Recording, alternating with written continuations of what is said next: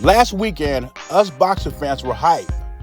It was a 3-day fight weekend in what we thought were very credible fights. Canelo versus Skull for undisputed. Haney versus Ramirez. Ryan Garcia versus Rolly.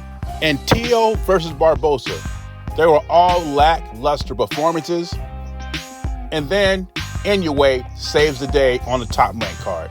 When we talk about the William Skull-Canelo fight, it was obvious to most boxing fans, William Skull did not go in there to win.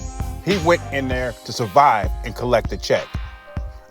And Canelo has advice for future opponents and Terence Crawford. I don't own the rights to this content. This is educational purposes only. Let's listen to what Canelo has to say, and then Bomac has to say something about preparing for Canelo.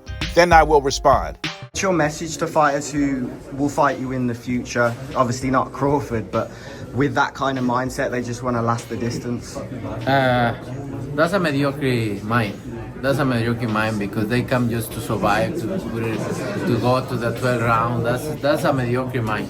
You need to put a good fight there and put great show. You know what I mean? Do you think Crawford will employ the same tactics to try and box? I hope not. I hope not because the people deserve a good fight. What do you make of the Crawford fight next? Huh? How excited are you for the Crawford fight? I'm excited. Because it ain't just being in the gym. You got to do your homework with a cat like this. That dude is bad, man. That dude is good as shit. He's good as shit. And it's like this. It's like this. Me and Bud sitting down at the table. Mm-hmm. He slide this over to me and says, "We got to get this done." All right, let's get it done then. He trusting in me. Not only me, he's trusting in Saul, Red, Bernie, Chet, Ashley, the nutritionist, the doctor. He trusting in everybody to get him ready to the point to where he got to go. When he goes in there 100% confidence. And y'all still want to compare the fighters from yesteryear to the fighters today. Obviously, last weekend we showed a lot of fighters just want to collect a check. And they want to be compared to the fighters in the 80s and 90s. And Canelo's right. Some boxers today have that mediocre mindset. They want to go in there just to survive. And I said in the last video, there's no brownie points, in my opinion, for surviving a fight. I praise a guy who gives 100% effort and get knocked out than a guy who is just running around the ring to survive a killer.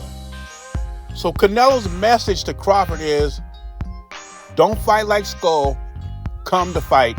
And I think he will not have no problem with Terence Crawford.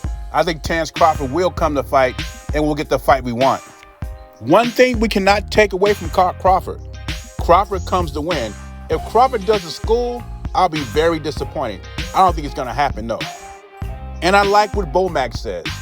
He holds Canelo in the highest regard. He's like me. I'm not fooled by that performance in Saudi Arabia. You know, people say Canelo's on decline. He's slower. His reflexes are slower. His left hooks are too wide. And he has heavy feet. Bomac says straight up, this dude is bad. One of the greatest fighters ever. And we got to make sure we honor our P's and Q's. I'm not fooled by that Saudi Arabia performance. I think Canelo did just enough to win the fight. And he didn't want to show Bud Crawford nothing. And of course, Skull contributed to that because he didn't do anything. So for that reason, Terence Crawford did not get anything off the Skull fight that he could take back and work on in training camp. But anyway, leave your thoughts and comments below. Let me know what you think about Canelo's message to future opponents. Beezy, I'm gone.